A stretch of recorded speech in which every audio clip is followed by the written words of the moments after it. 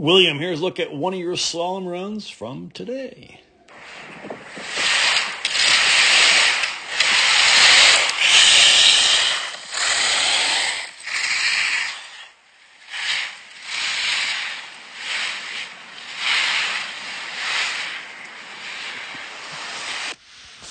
All right, let's check it out a little closer and slower.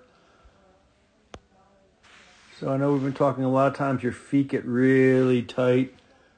You know, we need a consistent width, sort of hip width throughout the turn and transition. And you tend to get them tight and narrow as they come under you at the transition.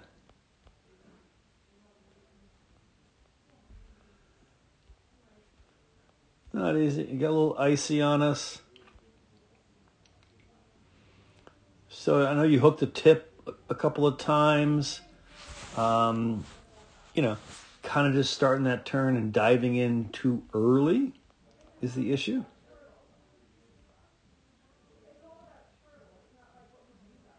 We got some weight on the outside ski. You can see that bend more than the inside, which is good. Hands are generally out in front. A little bit of pull touch, but we want that more forward right now.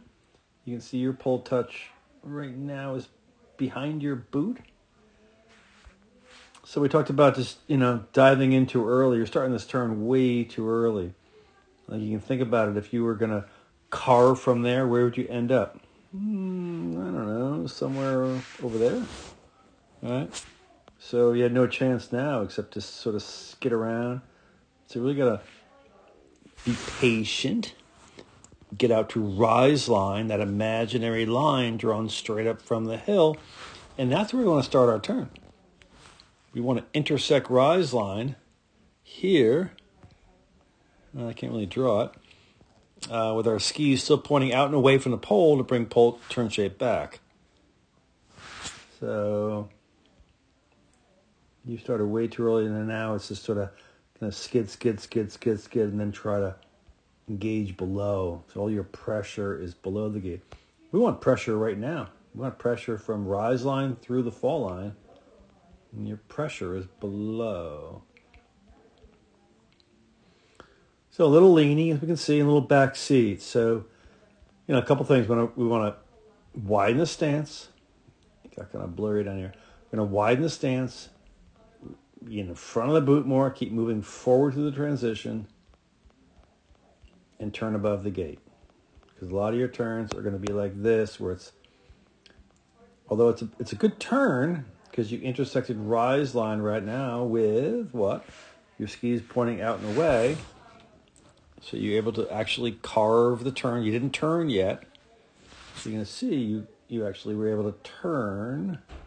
Kind of got on the inside so the arc lengthened, but we would want to be in that position right there and just really stand on the outside ski so we're tighter to that gate.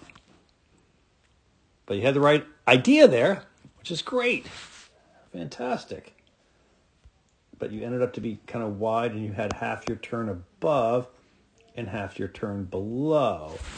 So what does that mean? We've been talking about it. We don't want half our turn above and half our turn below. So as I've been saying, we're not turning around the gate. Right? We're turning around some imaginary piece of snow up here somewhere, and we're going to turn around that and finish at the gate with direction done, heading off to the next gate. All right, so let's think about that. But you had the right idea here. You were so close, just didn't stay on the outside ski enough to get it to come around quickly. So your arc kind of lengthened, but good looking turn there too.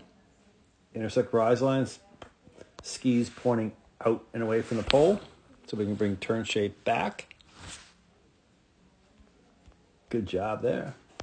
Feet got really tight at the end of the turn. Right? We've been talking about that. You've got to keep a consistent hip width throughout the turn and transition.